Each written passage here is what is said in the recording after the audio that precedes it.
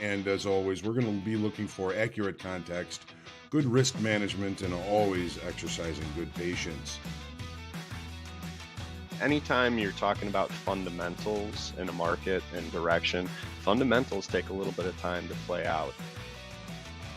We got crude oil today, kind of trading yesterday's value area really nicely, low to high. That's what we're here for, is to put ourselves in the best success. A trading routine does that, builds that habit, lets you know what to work on, what to reflect on, and what to improve on the next day.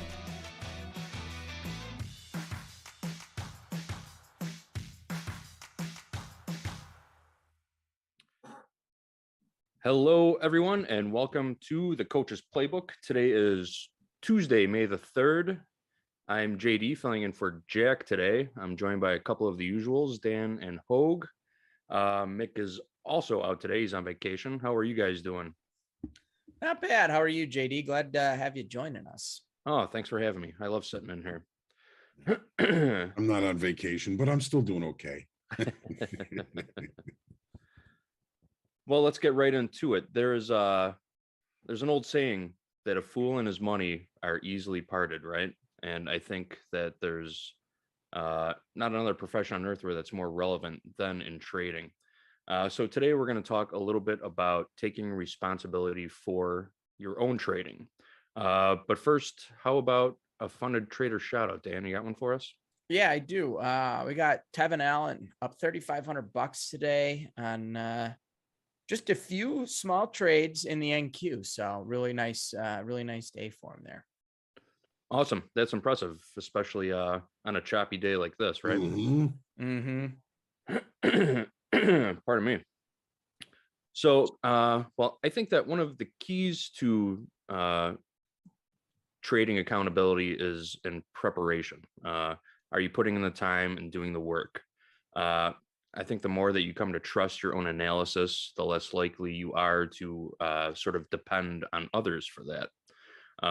So let's start off with Dan. I know you feel pretty strongly about this subject, so why don't you give us some of your thoughts?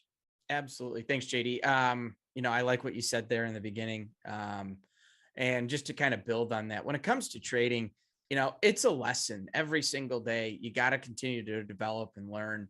And when you have a bad day, don't look for the excuse of why it was a bad day. Don't blame anything else. If it was platform related, right? Like if there are certain things out of your control, great. That's going to happen. But you don't want to look to blame platform. You don't want to look to blame, hey, I was in a trading combine and I didn't realize I had this rule. Like you got to look for the reasons and understand why you had a bad day. It's the only way to develop in trading. So when things go wrong and they go against, a lot of times you want to look for the reason why. It's tough to blame ourselves when we have a bad day or we screw something up. I can tell you, I hate sometimes when I do something stupid on my own, not even trading related. I don't want to be like, oh man, I screwed up on that. I should have done this or I should have done that. In trading, we have to do that. We have to have a little humility and really own the decisions that have been made. You can say it was platform related, but are you connected to the right internet? Are you, do you have good internet at your house? Did you run through your checklist in the morning? Did you go through your routine, making sure everything was there, everything was good to go and working?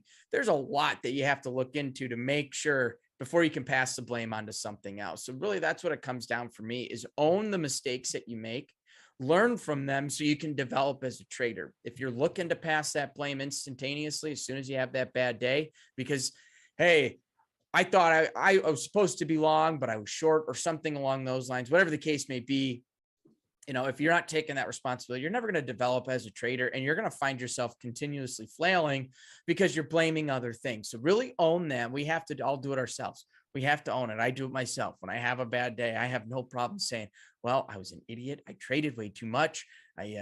I leaned in when I shouldn't have. I knew I should have taken a break. I deviated from my own plan, anything like that. Make sure you're taking that responsibility. Ownership and accountability in your trading is what's really going to help you develop as a trader. 100% correct. Trying to find someone else to blame really isn't going to help you grow as a trader in the long run. I agree 100% there. Like you said, it's your account. It's your money. You're the one responsible for it. Also, just quick talking about your you mentioned checklists a little bit. We are going to be coming out with some checklists that we'll make available to you guys, sort of like some pre-market research checklists, just to get you started in the morning. You know, you feel free to add on to these things, but we'll ask you to identify a couple key prices like previous day settlement, previous day net change, previous week high and low, 3-day high and low, previous day high and low, your 10, 20, and 50-day moving averages, stuff like that. You know, what's the underlying trend of the market that you're trading, up, down, or sideways. We've got a couple of those types of checklists in production right now, so we're looking forward to getting those out to you, just to sort of help you out. On to you, Hogue. What are your thoughts on trading accountability? Responsibility. Well, with your quote, a fool and his money are soon parted. I like the Gordon Gekko version of that. A fool and his money are lucky to find each other in the first place. So there's lots of layers of responsibility. You guys have mentioned a couple of them, and that's making sure you do your homework and, you know, taking stock in the things that you do as a trader every day, taking stock and taking responsibility in them. We all have good days, good trades, bad days, bad trades. And no matter where those trades came from, they are your responsibility. Even if you are in a trade room and you know, there's somebody there that's calling trades, you know, there's good and bad things involved with doing that. I mean, I kind of like the idea of teaching somebody how to fish instead of handing them fish. But even if you're in one of those rooms and you decide to take a trade that's provided to you by somebody in that room or somebody that you talk to in trading, that right there has a tendency to make you think that you're being alleviated from that responsibility for the outcome of that trade because you didn't come up with it. And it's nothing could be further from the truth.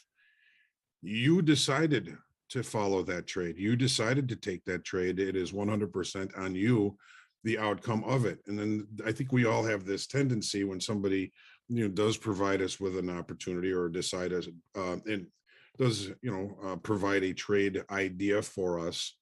And if we take it and it's a winner, we tend to feel like geniuses. And if it's a loss, we just say, well, that guy is an idiot. This was on him. And again, it's a decision you're making. Even if somebody gives you that trade and you decide to take it, from that point forward, it is your responsibility. You know, and the second point is, you know, futures trading on screen is an imperfect world. The platforms mess up, internets get messed up. You can, you know, be in a position, not have a stop in, lose your internet, and that's on you. That's on you. You always want to make sure that you are protecting yourself with stops, because most stops are server held and they're still going to execute.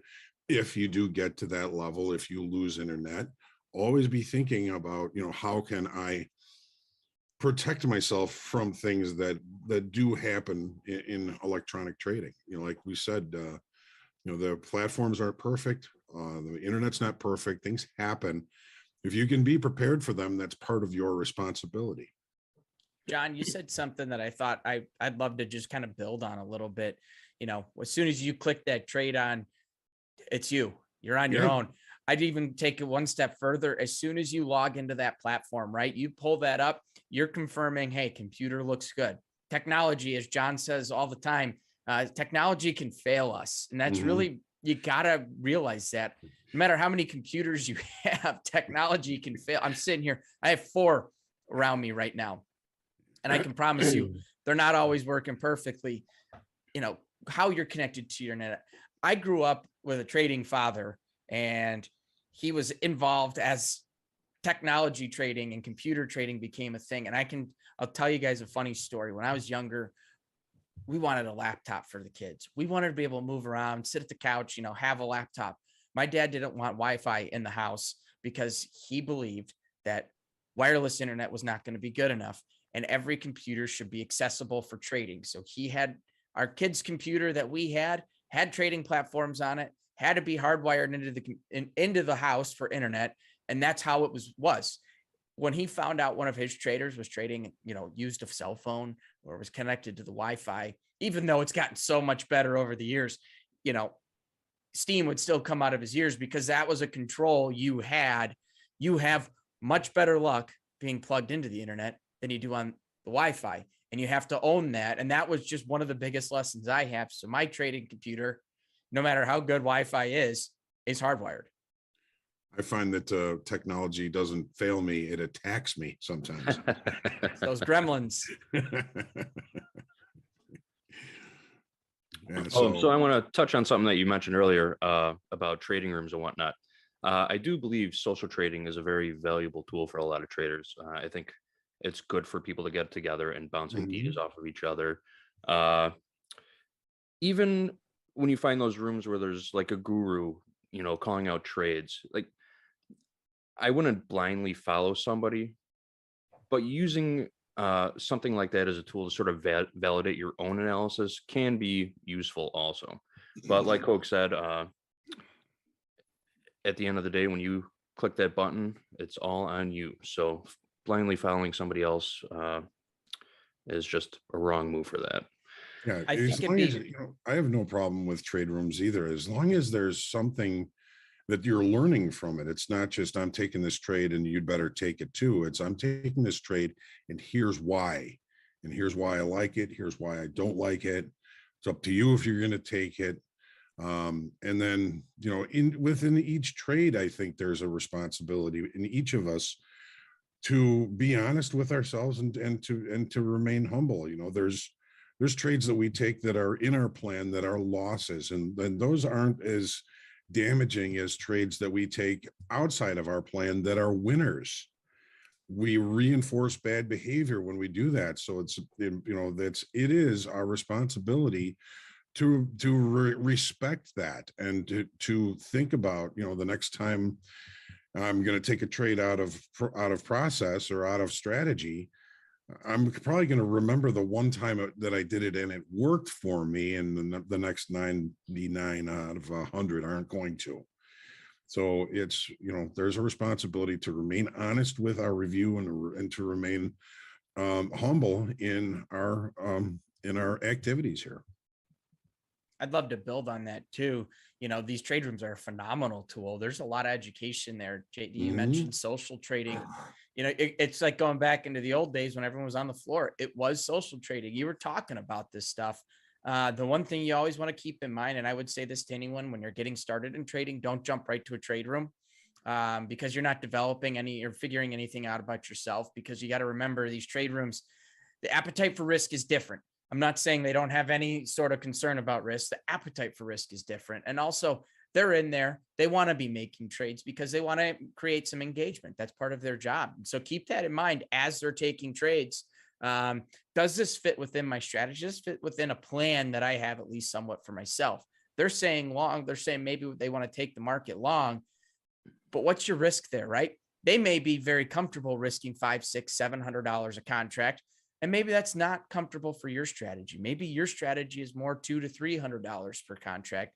And so there's maybe some great tools and information and education you can take away from it. Said, hey, this guy, I like the entry here. I like being long in this market, but I really have to actually wait for it to come back a little bit more before I can take that long.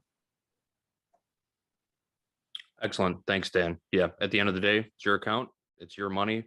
It's on you to manage it properly. Well, I think we've been here long enough. You say we wrap it up. Dan, you got a quote for us? I do. It's from Skip Downing. By choosing to take responsibility for your life, you will immediately gain an increased power to achieve your greatest potential. Very Cool. nice. Very nice. All right. And with that, Hogue, you got some words of wisdom to close us out? Well, I can try. For as long as all of us have been in this business, we've had the opportunity to remain responsible for our trades, and I'm sure that there have been periods of time when we felt as though we weren't responsible for some of the outcomes. But when it comes down to it, it's always on us. If there's something you missed it. Look left. If there's something you want to learn it. Don't sit on your laurels and just think that you're going to be able to beat the professionals at this. Take your destiny in your own hands and take responsibility for the things that you know that you should be doing to improve yourself as a trader. And I find that you'll probably find yourself improving as a person as well. Well said, Hogue. Thank you very much. All right, everyone, that's a wrap. We will see you next week. Trade well.